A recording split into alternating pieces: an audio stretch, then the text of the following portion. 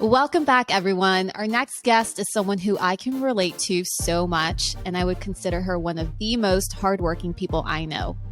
That is Chelsea Briggs. You may recognize her from Hollywire, Billboard, LiveOne, and more. From Ed Sheeran to Camila Cabello to Cyndi Lauper, Chelsea has interviewed so many people while staying true to herself. And on a personal note, Chelsea and I connected at the very start of lockdown 2020. And we joined forces by doing an Instagram Live to keep viewers happy and entertained during such uncertainty. Chelsea is as real as they come, and I can't wait to join forces again. So Chelsea, welcome to Out of the Spotlight. Oh, thank you. Well, what a great intro. Heck yeah, you deserve it.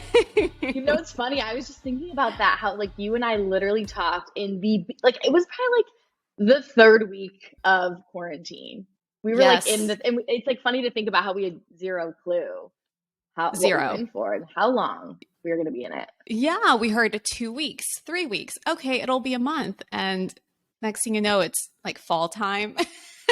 I know. I remember how many people were just so excited that we were going to do this Instagram Live. And I mean, you know, keep in mind for us, you know, work-wise, there were no sporting events, no movie premieres, no red carpets, no live shows or anything like that. So it was cool to get together and do something fun for everyone. Totally. It was the weirdest time. I think we were all like scrambling. We're like, wait, we're used to like being at events and seeing people. And like, it was definitely, Yeah.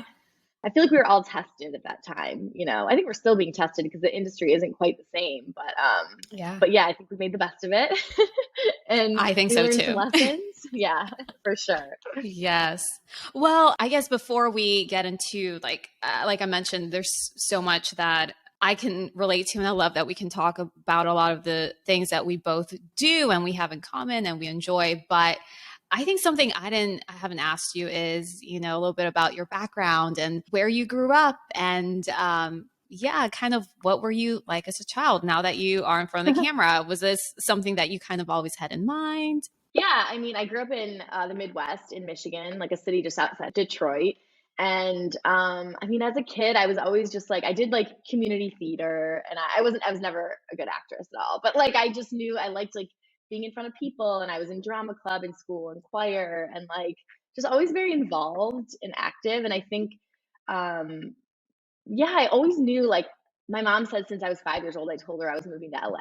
She was like, I would always like she's like, you'd get in a fight, like get mad at me. You'd be like, whatever, mom, I'm going to move to LA one day. And she's like, how do you even know what LA is? Like, and even to the point, like when I told her when I was in college, like, mom, I think I'm going to do it. She was like, Chelsea, I've been preparing this your whole life because I knew that you wanted to. And I just had like this, I was just, yeah, I loved the idea of, I don't know, LA. And I have this like vision of reading like a book when I was younger. This is like sounds so strange. I still don't even know what this exactly meant, but I remember seeing a book and it was like a girl sitting on a wall, and there was this whole like town behind her. And I remember just being like, oh my gosh, like the girl should go and explore. Like it was this like feeling of like remembering that like I want to go and do bigger and get outside of like where I'm from, you know, and there's like a whole world to explore. Like I always just sort of had that like sense of wonder. And I knew pretty early on, like in high school for like my choir trip, we went to New York, and I remember standing in Times Square and seeing MTV, the MTV building, and being like, I'm gonna work there one day. I'm gonna work there one day. And that was just, I sort of knew. So that was probably like junior or senior year of high school. I knew I wanted to go into broadcasting journalism in school, and so I did that. And then when I was at school, I was like determined to intern at MTV. But I was always just very focused. Like in college, I was very like, I did, you know, I had like a TV show on our local TV station, and I like was so involved, like you know, secretary of the broadcasting club, and like and all my friends would go on spring break, and I would stay in the computer lab and like work on my resume and like work and getting that internship. Like that was just always, I was just always very career driven. I wanted to like I couldn't wait to get out of college because I wanted to like live my life and pursue my dreams. Oh my gosh. So like 3 things you said just now, I was like, oh my gosh, I was just thinking same here, same here, same here. First of all, you said choir. Were you in choir like basically throughout your life, or was it just that one year? Yeah, I was in choir like since I was a small child in like church choir, and then Yeah, in same middle school, here. high school. Yeah, in high school I was all through like that was such a big part of me. Like I was never like a good solo singer, but I was a good like chorus singer, and I was soprano, and I loved doing the shows, and I like loved my group of friends that was in choir. So yeah, it was definitely a big part of my life. That is so cool. Yeah, same here. I think that's a You fun were fact too? people don't know. Yes, like it was church choir, then it was just all throughout school. Like, yeah, every single year I was part of choir, and that was, yeah, it was so much fun. I wonder if that played like a little factor in in what we do. Totally. I mean, for sure. Obviously, like being in front of an audience. And then, like, for me, I always had such a love of music. So, that kind of also having that understanding of, compositions and music and like going into, working for Billboard and MTV and LiveOne. Like, it's like that was all part of it too. What was your first job or internship in like the real world? Yeah, MTV was my first. I mean, I You got moved to New it. York. Yeah, no, You so I got finally got it. it. My third try. I applied 3 times in a row, didn't get it the first 2 times, even flew out for the first year to do an interview, didn't get it, and then finally the third year I got it. I was 21, never like really traveled a ton because like I'm from the Midwest. We go to like Florida for our vacations every year. I don't think I'd ever been to New York even, or I had for my choir trip, but like yeah, I moved to New York for the summer when I was 21 and worked on like TRL and like a bunch of different MTV shows. So yeah, that was like my first. I remember like they were giving us like our first day. They were giving us a tour of like the MTV studio and like seeing like Adam Levine walk by and being like, "Oh, this is like normal." Yeah. Like this is like kind of my first, introduction to being around celebrities and just that whole like the production of it all, like being on set of a Hmm. live show, TRL, Yeah. watching just fascinated by watching how everything worked, and like the energy behind it and the excitement. Like I was just like addicted after that. And after that, what did you do? So I went back, I had like a year left of college. But I got really close to a lot of the producers at MTV. So they would basically hire me to like as a PA. And so when I was still in college, I would, they'd pay me like what, $150 or something like a day.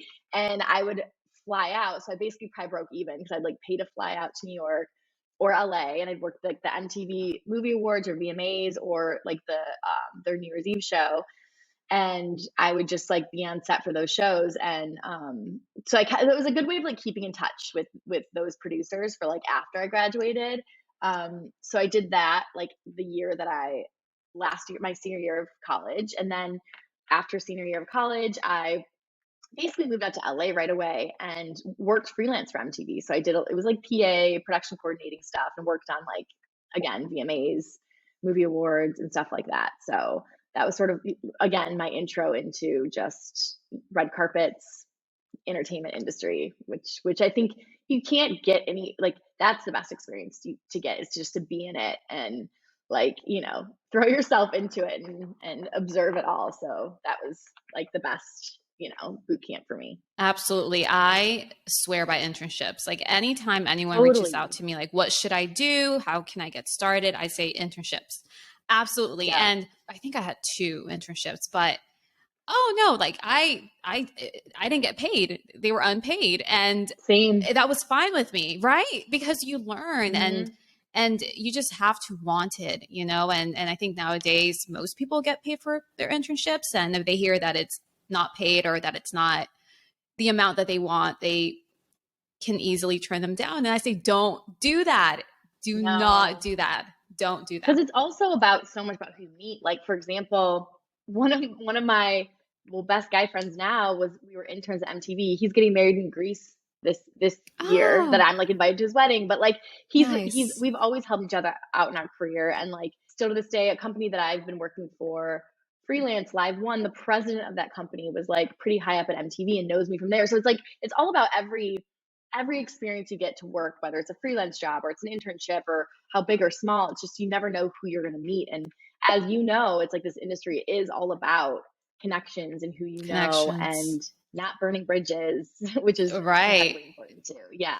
What came next? Was it Hollywire? Yeah, I did a lot of like freelance production jobs. I worked on like The Bachelor as like a logger, but like whatever, it's not even worth talking about, but like random little jobs just to kind of pay my rent in LA because I was living in LA and, but then I remember someone giving me some advice and they're like, and I knew I wanted to like do on camera stuff, but like, everyone kind of wants to be on camera, or in LA. Someone gave me advice and they're just like, you should find like a company. He's like, I know you're like older now, you're not in college, but like you should just find a company you can see yourself working your way up and like creating your own thing and creating your own sort of experience. And so I found Hollywire, which at the time was just a website.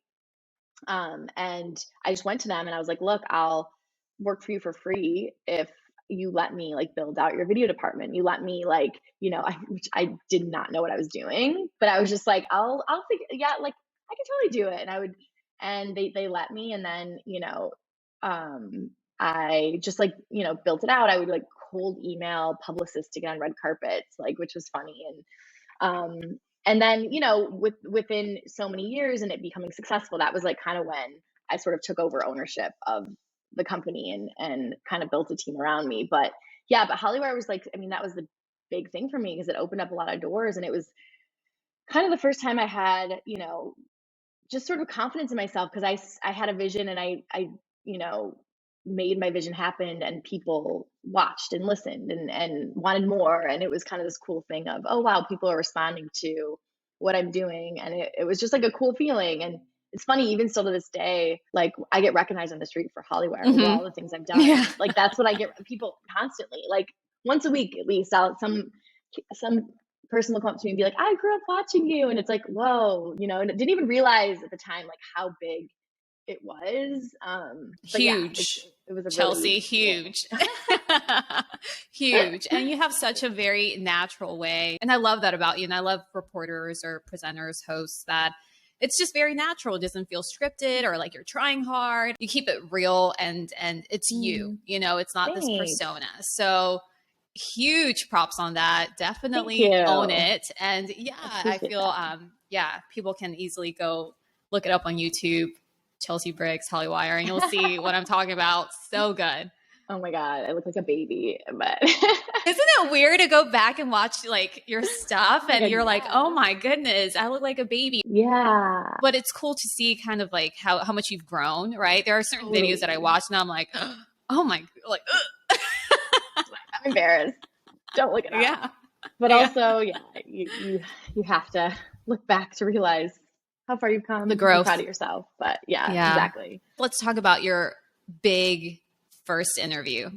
And do you remember, like, was it someone that you were like, oh my gosh, I can't believe I'm interviewing them? Or was it, I can't believe I'm going to this event or red carpet? Jeez. I mean, I think, gosh, that's such a hard question because it feels like it was so long ago, but I think there's just been a lot of little moments that felt big, right? So like, I remember even the first time being on the red carpet at the VMAs, but as a host, and it was obviously for Hollywire, but like that was cool because I was like, oh, I've worked here and worked the red carpet as a PA for so many years, and being able to like actually on the carpet, I remember was like this like exciting experience. Now looking back, it's like wasn't that big, but like in my eyes at that time it was. I think there's like certain interviews that have been cool, or like being able to go to South by Southwest. And I think it's more like looking back. So like at South by Southwest, I did Imagine Dragons' first interview ever. They weren't even who they were. They literally said to me, this is our first interview before they like broke out. And so like that, like in that moment, I knew they were going to be big. That's why I reached out to do an interview with them. But like, stuff like that you kind of look back on and you're like, oh, that was cool. Like I was the first person to do that. And then I think like probably like an Ed Sheeran or One Direction interview was big for me because I had been covering them for so long and kind of was the first person in the US to really like hop on board and cover them. And so then when I finally got to interview them, I remember I was so nervous to interview One Direction. Like I was like sick to my stomach backstage at X Factor and I was like, don't mess this up. Like Harry Styles is right here. Like I remember that being just like this like moment of like, oh my gosh, here we are. And then when I met Ed Sheeran for the first time, he looked at me and he's like, Chelsea, he's like, the Hollywire Hot Minute. He's like, thanks for covering my shit, man. Like and that was cool because I'm like, oh, you recognize that I've been, right, sort of like fangirling over you and sharing your music with, US audiences. So that was kind of cool. So yeah, I mean, I feel like there's been so many little big moments that still happen, right? So it's like still when I'm on the red carpet for Billboard, even like on a platform, three steps down from Entertainment Tonight, Access Hollywood, Extra, like it's still a cool moment to just be like, oh, I'm here, I'm on a platform and I'm at the red carpet where everyone in the world wants to be, and I get to do this for a job, which is really cool. Exactly. That's so important, the small moments or like behind the scenes moments. Yeah. Well, it's cool too. I think it's like moments like that in your career that like remind you you're on the right path and they motivate you. And like, I think that that's been really important for me in my career. Even now, right? Like thinking back to that, it's like, okay, I know I still need to be doing this. I know, you have these moments that you're like, okay, yeah, exactly. This is what I'm meant to be doing. I'm on the right track. And yeah, you hold on to those because they're so special in your journey. And I get a lot of either messages or emails or, people that I maybe have mentored. They ask me, like the first question I feel they always ask is, how do you prepare for an interview? So I'm going to ask you that question. How do you prepare for an interview?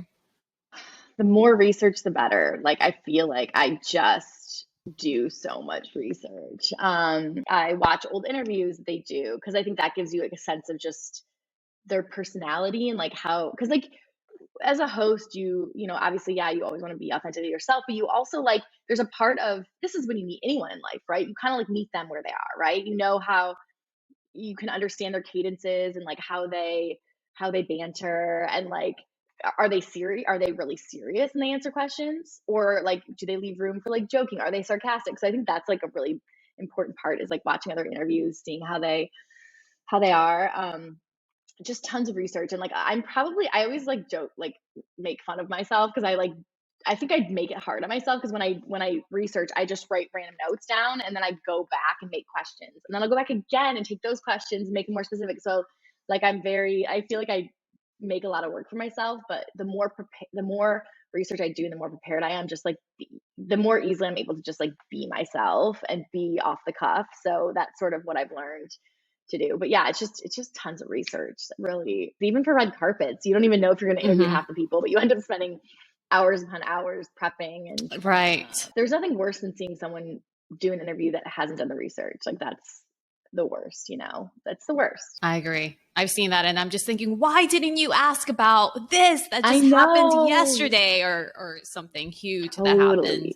Yeah, checking people their Twitter is big because that's like in live time, so what's recently been come up. But yeah, all the research, all the handles, check it all out. Something that I'm always, I don't think I've ever told anyone this. What? It could be like if I'm going to interview someone, even if their name is Joe Smith, I have a pet peeve of like messing up someone's name. I don't want to mess it up. And I may know who this person is, right? It might be like, I don't know, it could be Brad Pitt, but I will go back to watch interviews, like you said, just to make sure how they're announced. Like if it's like an award presentation, just make sure that they say Joe Smith and it's not like Smythe out of nowhere, Yeah. Research is definitely one of my things too. And listening. Totally. Yeah, listening's big. And I think not being, if you, when you make your list of questions, not being stuck to in what order you ask them, or if you're even going to ask them all, like it's like being open to sort of adjusting per the conversation because you are listening and you're asking follow-up questions instead of this question. And you're, I think being that took some time, I feel like, for me to like really, because I was, when you're first starting, you're like so locked in on what question to ask. And then like, once you kind of let go of that and you just know, like you just have it all up here, of course you might glance back, but it's nice and you kind of know where the conversation's going, but you're able to sort of just like be loose about it. And I think that's when you get the best interviews because then they feel, and they feel like they don't feel like it's so uptight, they feel that they can just let loose and be themselves as well. And what has been one of your favorite interviews that you've done? Such a hard question. But I mean, it's always been great, like interviewing Ed Sheeran's he's just great. I haven't interviewed him in a minute, but he's awesome. Camila Cabello's awesome because I've been interviewing her since day one. And so it's been cool to see her growth. We've kind of like grown in the industry together. So it's kind of cool to like always talk to her. And then it's awesome interviewing like, you know, the greats, like the Dolly Parton, when I interviewed Dolly Parton or Rita McEntire, like people like that have just been in the industry for so long. Or, you know, of course you have to be like really creative with their questions because they've been asked every question under the moon, but like, you know, those are always cool. I'm trying to think about recently who's Alicia Keys was a great one. I hadn't interviewed her and finally interviewed her like a couple years ago. Billie Eilish is always fun because she's just so herself. She's very real. She's, even though she's like the most famous person in the world, she's like hasn't let it go to her head. So she's always talking about just funny things, you know. So she's a good one. Yeah, it's always changing, you know. But yeah, that's how I those are a am. I handful. never know. There's always like something that makes an interview special. Totally. Always. Yeah. Yeah. And what about your most memorable one? Like maybe something happened or the environment? Most memorable. I think Billie's, like, I interviewed her when she was our Woman of the Year for Billboard's Women in Music, and that was just cool because she was turning 18 the next day, and it was just like a fun interview. We were live. It was like a live Billboard show, and yeah, it was just cool talking to her in that like moment. That was such a big, and the Grammys were like the next month, and she was nominated for the first time, so it was cool, you know, being there for that moment when she was Woman of the Year, but she was turning 18 the next day, just nominated for a Grammy. Her album's #1. Like that was a cool moment. I think going back to Camila, but I remember I'd obviously been interviewing her for years in Fifth Harmony and backstage at X Factor. And then when I went to Billboard, they had me do her cover shoot, which was really cool. And it was her when she went solo. So it was like this like really cool moment of like, oh, this is your first interview as a solo artist on Billboard's cover. So we were like on set of her Billboard cover shoot, and it was just her and I, and it was like, remember when you used to cry to me about how much you love Ed Sheeran, and now he's on your album? Like, or, you know, it was like, remember, so like things like that was a cool thing, a cool moment. I still haven't interviewed Oprah.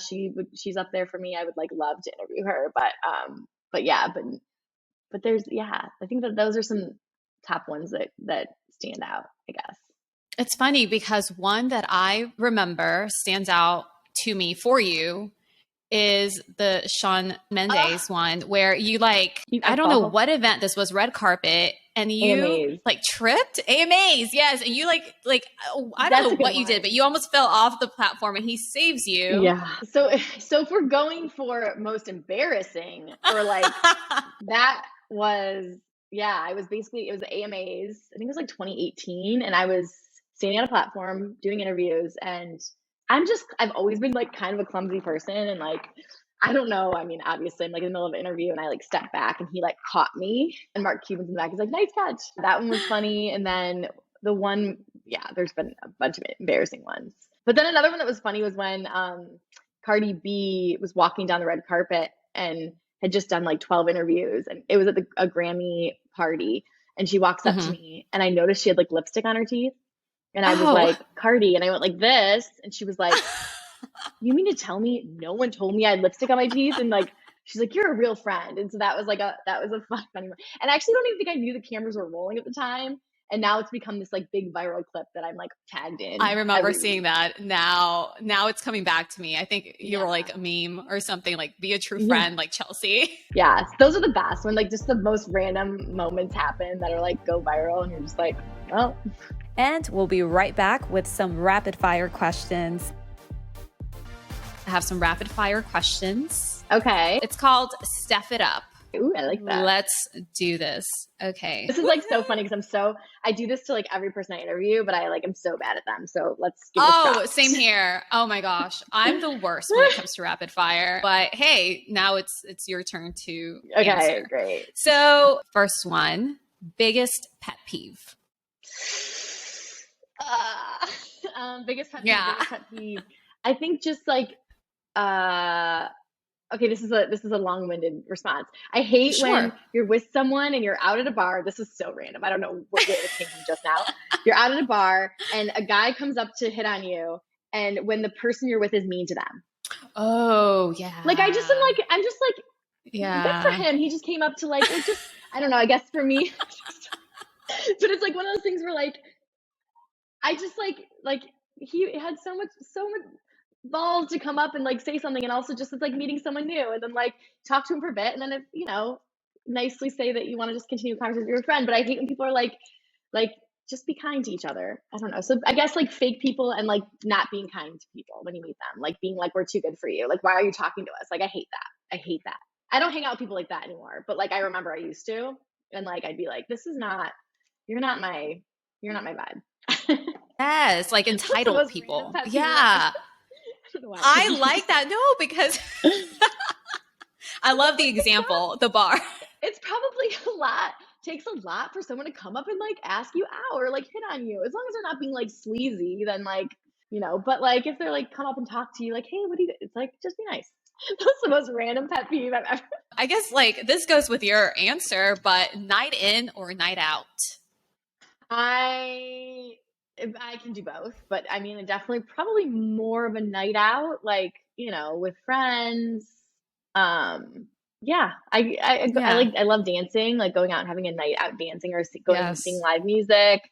Having a couple cocktails is always fun. But then like, I love a good weekend in where you wake up on Monday and you just feel good is like, nothing beats that. Nothing beats that. I agree. So I'm definitely like both.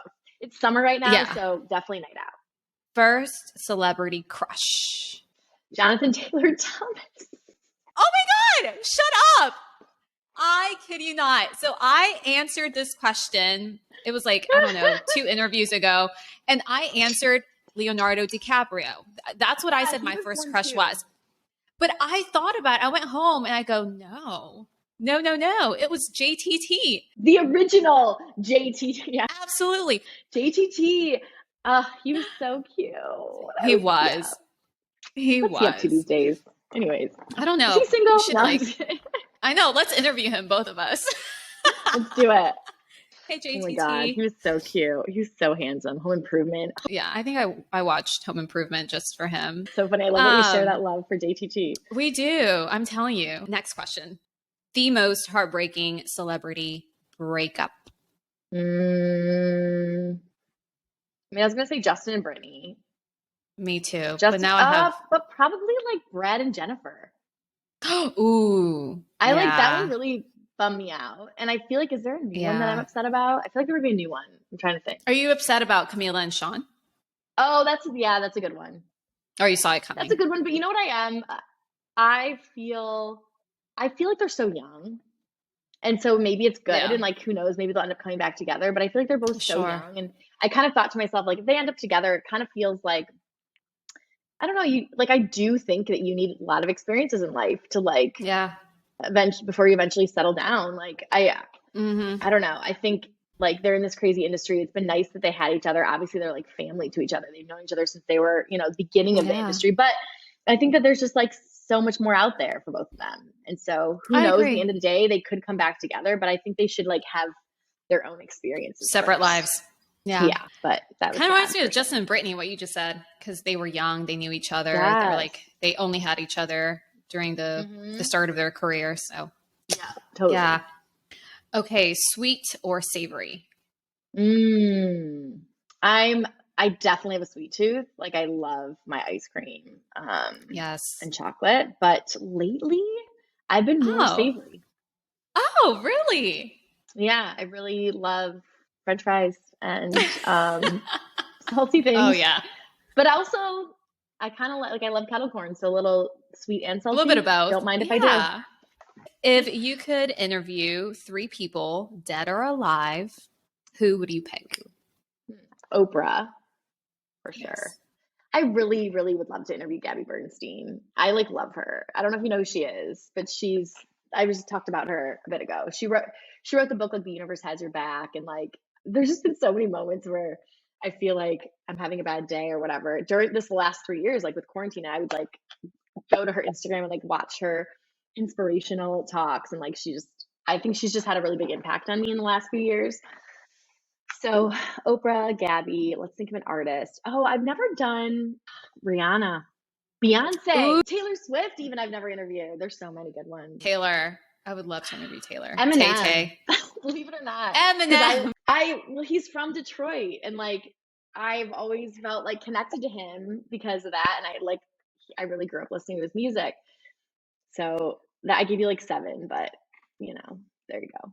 Fun story, Eminem. I also had a crush on him, but he wasn't my first Same. crush, clearly. You too? Same. And I tell like guy friends and they're like, no way, how? And I'm like, he's hot. He's like bad boy hot. He's like the one that like your parents would like hate if you brought him home, but like kind of like that. So totally. That's probably Eminem. I feel that. JTT, Eminem. JTT, Eminem, absolutely. Okay, last one. Okay. Red carpet or in studio interview? Red carpet. 1000%. I mean, I like both. I mean, in studio is nice because you're just like having personal conversation, but there's nothing that beats the energy of a red carpet.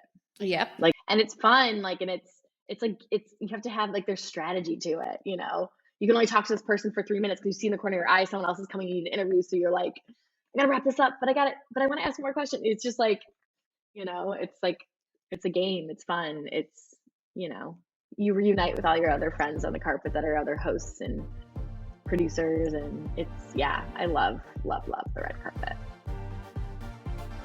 And is there like an interview that you just don't even like thinking about? Of course. Yeah, there's like certain people that over the years have not been super nice or like that aren't. I hosted this like it was for Wango Tango. I co-hosted it with Chewy Martinez, who's a radio personality, and it was the year whatever, I'll just say it. Katy Perry, she's never been that nice to me. and I've heard to other hosts as well. Like she's kind of a tough one. I'm sure because she's so famous, it takes, you know, maybe there's only certain hosts she likes to talk to, but the whole interview, she was standing between Chewy and I, and she was just talking to him the whole time. And I'd ask her a question, she would just like respond to him, and I was like, okay, great. Oh no. I had a couple moments with her like that bummed me out because I was a fan of hers, you know, but also, you know, people are going through their own stuff. You can't hold it against them, but she was a tough one. And there have been a couple other, you know, people I've interviewed that aren't the kindest, but what do you do? Everyone's going through their own stuff. If someone's listening right now and they're getting in the industry, or perhaps this is going to happen to them where they have a tough interview, kind of, you know, what advice would you give them? Like, what do you do in that moment that kind of just helps you? I think just kill them with kindness. Like, or just like, I think it's like, well, don't take it personally, one, because like I said, everyone's going through something. You never know. Maybe she broke up with her boyfriend on the way there. Maybe she just got in a fight with her sister. Like, I don't know. So I think it's like, and which I do take things personally sometimes. Like, you do definitely have a moment after where you're like, that sucks. I didn't feel good. That brings back a lot of patterns of when I was made fun of in school. You know, like you can't help it. We're human, right? But I think, yeah, I think with that, I just like killed her with kindness. And I was, you know, I complimented her. I was like, love your new out, you know, whatever. It's just like, you can't let people affect you and like bring you down in that way. You know, if people are going to do that, and you're going to get a lot of that in the industry because there's a lot of egos, there's a lot of people that take themselves very seriously, you know, and it's just like a life thing. Like, not everyone's going to like you.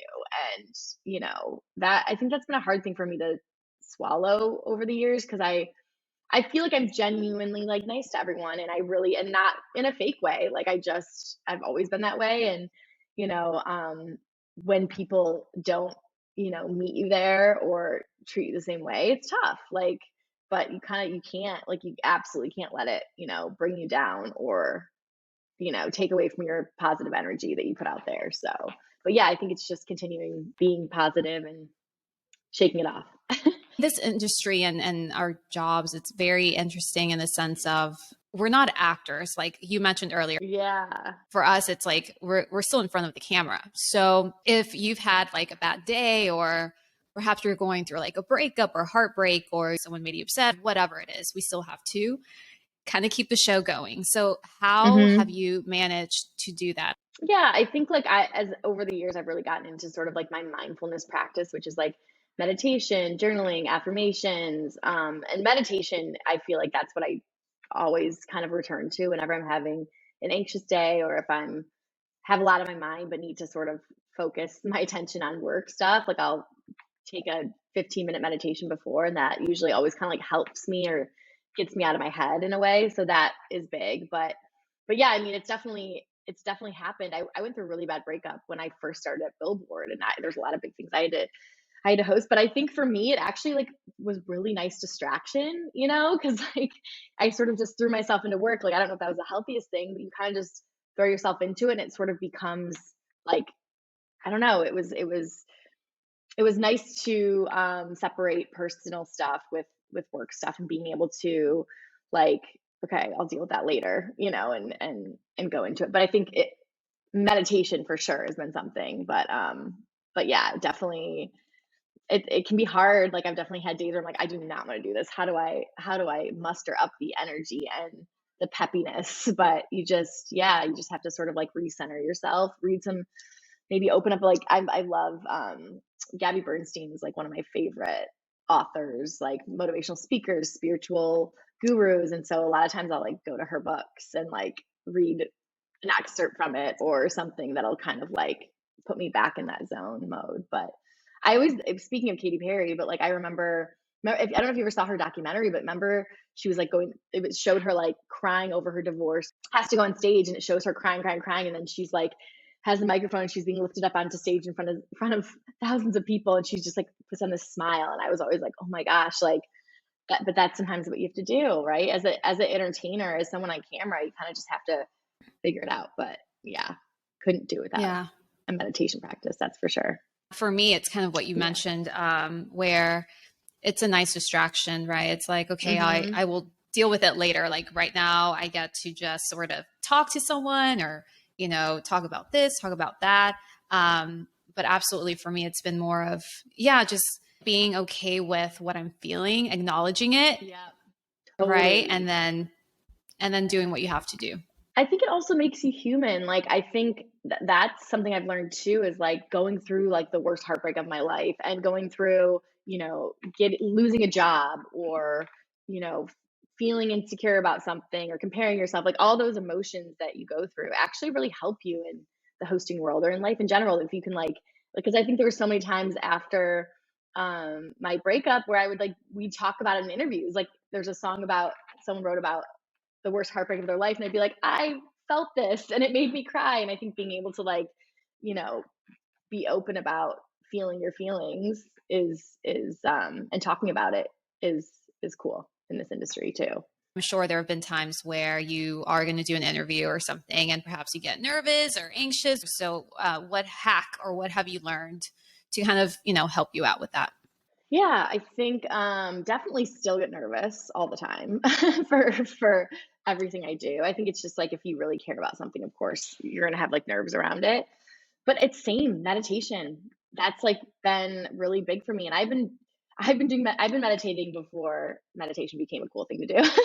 Like I took Transcendental Meditation, I think it was like 6 years ago now, but like yeah, and that's my Transcendental TM meditation is what it's called. But it's like a mantra based meditation where you really go deep, and you really like, you repeat a mantra, and it's where you literally you know, are not thinking, you're sort of in this like flow state. But that's the biggest thing that's helped me, honestly. Like I pep talk myself sometimes. I'll be like, get it together. Oh yeah. You've done this a million times. I do that all the time. Yeah. Like, get it together. Like you have your 10,000 hours. You shouldn't be nervous about this. Isn't that crazy? Yeah. There's certain things I get more nervous for, where I'm just like, it's weird. Like usually red carpets, not so much, because I like love them so much. I guess I will a little bit, like, you know, you don't want to mess it up, or you want to be in a good vibe. But like the other day I did like a interview for the Grammy Museum, and I was so nervous before it. I'm like, why am I so like, what is going on? Like, you're literally like, this is not a big thing, whatever. I mean, it is, but it's not, you know. I think one thing I try to do is I try to like, in my like meditation slash pep talking stage, I try to like channel that nerves into like, yeah, exactly, like excitement, and just like positive energy. So like I'll like kind of do like a breathing exercise where I'm like, okay, take these like butterflies and like turn it into like and sometimes I'll do like I'll like jump around just to like release it. I'll do like jumping jacks, just to like, sometimes you just like need to release the energy, you know. Now, I guess, you know, with social media and everything, you know, just the way the world is now, and we have such easy access to everything and people have easy access to us. But how do you take care of your mental health? Yeah, I think for me, the biggest game changer has been coming up with sort of like a morning routine where I'm like, I journal, I do affirmations, I meditate, I do like a visualization, like that, having that grounding. And obviously, I can't do it every morning, but like I try. Having that as like a foundation in the morning has been really good for me, or even just having that as a go-to in my life. And I think taking time to focus on myself and like what I need before throwing myself into work has been a really big thing for me, because I think I went so many years in this industry just like as a workaholic, going from one thing to the next and not sleeping, not eating right, not like just taking a moment for myself. And I think since I've been able to do that, that's been really big for me.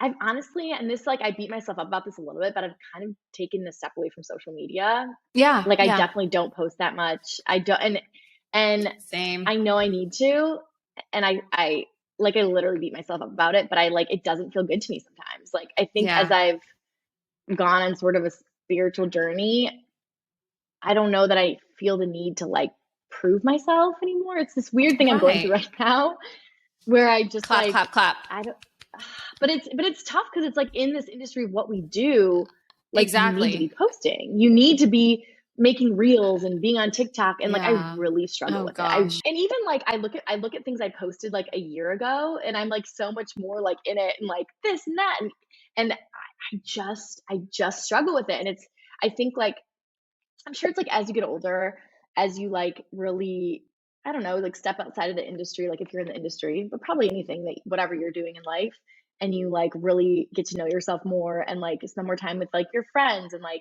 significant other, like you really, I don't know, it's like a priority thing. Like like I remember going to every event I went to, every weekend event with friends, I would like have to post about it. Like here's what I'm eating, or like here's, and I just like don't I don't anymore. And I know my agent is mad at me. Like I know I should. Like Right. I'm like really trying to get back to a place where it like feels good for me. But and sometimes it does and I will, but like I don't know. I don't have an answer for that. But like it has been good for me in a way. And like, I still like keep up with what other people are doing and get inspired by what other people are doing. And then of course, but with that comes like comparison and, I try not to, but all I can do is like, just like sit in this moment of like, okay, this is how I feel right now. I felt like it for the last couple of years, but I don't know why. And I don't know where my journey is leading me, but I'm just trying to like have compassion for myself in that way, I guess. But yeah, so I think my advice, I think it's doing whatever feels good for you and not feeling the pressure to like do something just because everyone else is. And, you know, do it if it just feels good for you. And if it doesn't, don't. And like, and I think also taking time for yourself to really like heal. Like we all have, I mean, this is like getting really like spiritual on you, but like we all have like childhood traumas and triggers and things like that. Like I took some time over the last couple of years. I went to like a couple like retreats that were like, spiritual growth retreats that like really helped me. And just kind of like just taking time because we all have stuff. And I think there were so many years where I kind of like, hid from it and like didn't address things that like I struggled with. And so yeah, I think just taking time for yourself. I don't post as much as I used to at all. And I'm Oh, okay with it. I'm like, yeah, this can't be another stress for me in my life. I And you know know. how it is, with us, especially with work. And I feel like there's always cameras and lights and all of this that I don't want to keep filming. I don't want to keep posting. I Like know. it gets too much. It's like another job. It's another job. Yes. Yes, something off your checklist. And I'm like, if I'm in the moment and I don't post, or if I feel like posting, great, and I just don't make it like you said, another job. Totally. What is one thing that you've learned about yourself working in the industry? Big thing I've learned about myself.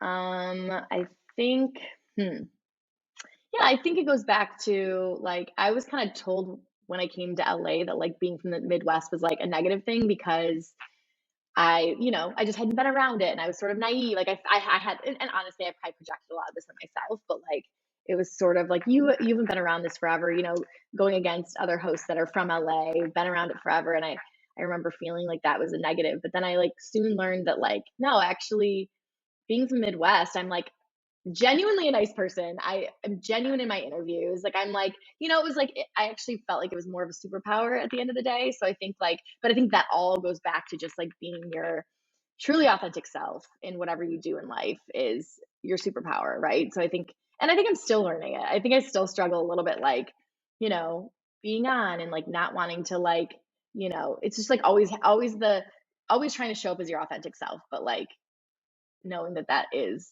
at the end of the day your superpower. But yeah, and I think that I learned that I'm strong and I'm tough and like, I've been grateful that everything that I've dreamed of has come true, and like, but it's been a lot of hard work. And so I think it's trusting still that that I'm like guided and I'm strong in whatever I go through. Gotta have thick skin. I love it. You do. You do. I think it's so important, especially for anyone who wants to, work in entertainment. I think you definitely have to have thick skin and be okay with rejection, be okay with not everyone liking you.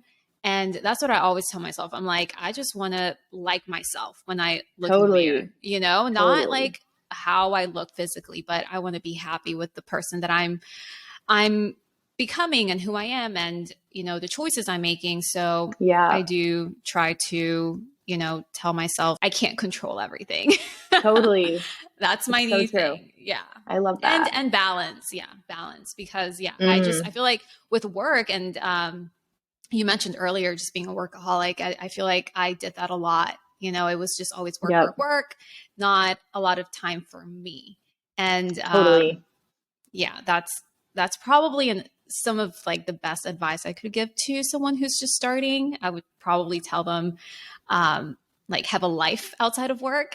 Totally. No, for real. I didn't for so many years. I mean, off and on, but like, there's definitely time where when I was doing radio, I had crazy hours. Like I was so single for so long. Like, but I'm telling you, we're like soul sisters. Yes. I know. Where were you? We should have hung out at that time. I know. Oh, I'm sad. I know. We got to hang out soon for sure.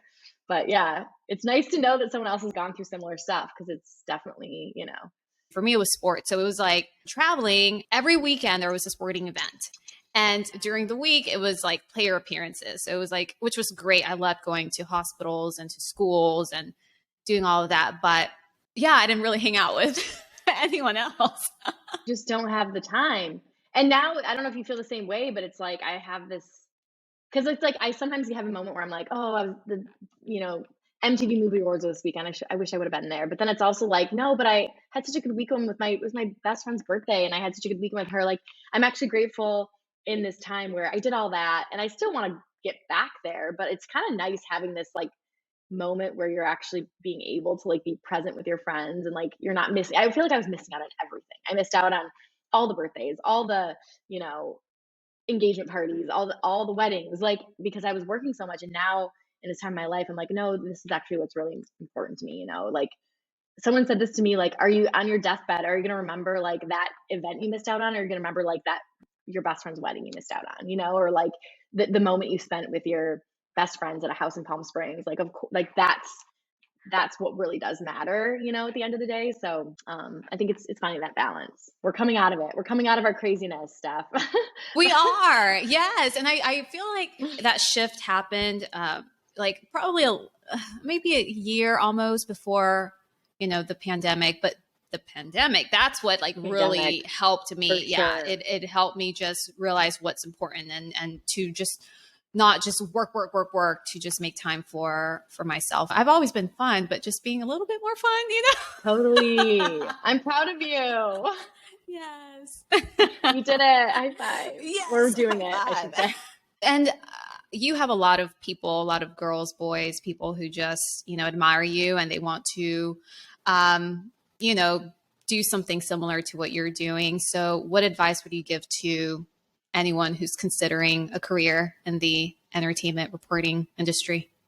I think just know that it's like, it's a lot of work and it's not going to be something that like, you're not going to get your dream job in the beginning, and there's going to be a lot of highs, but then there's going to be some lows too, you know? So it's like, I think knowing, like, if it's in your like heart and soul, you know, this is what you want to do, then just like be prepared and like, you know that you have to put the work in, right? Like for years, 7 years, I think I was at every red carpet with my skeleton, video team.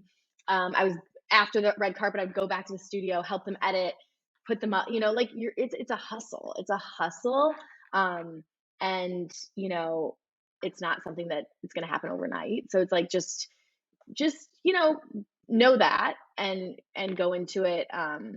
Just knowing that you're going to put the work in no matter what, it's not easy. So, so my advice would be to just know that and be open to putting in that work. Right. And don't give up. Like, I think there's like a quote about how,